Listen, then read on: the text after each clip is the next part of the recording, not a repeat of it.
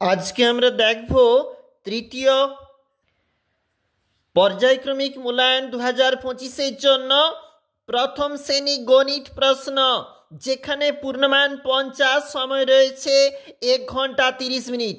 এক দাগের প্রশ্ন, নিচের ছক থেকে কোনো দুটি যোগ করলে 11 হবে, একটি করে দেখানো হলো।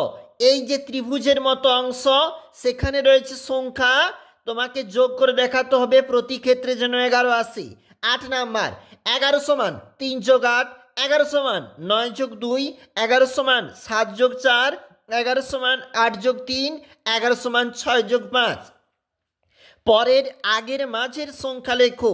8 নাম্বার রয়েছে 23, 24, 26, 27, 29, 30। এইভাবে কিন্তু এই ছকগুলা ফিল আপ হবে।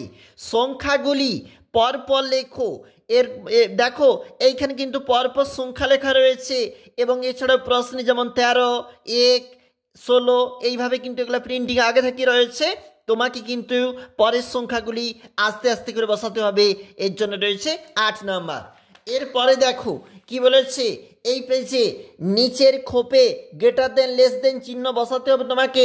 8 নাম্বার বলেছে যেই দিকটা খোলা অংশ সেই দিকটা কিন্তু বড়, ঠিক আগে ও পরে বাড়ালে কত হবে।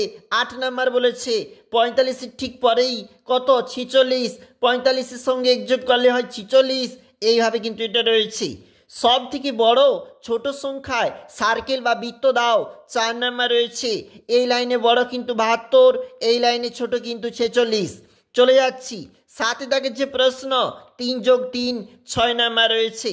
দেখো যে অঙ্কগুলির সমাধান বলেছে, তার উত্তর কিন্তু এখানে রয়েছে, তোমরা অবশ্যই দেখবে প্রশ্নগুলি।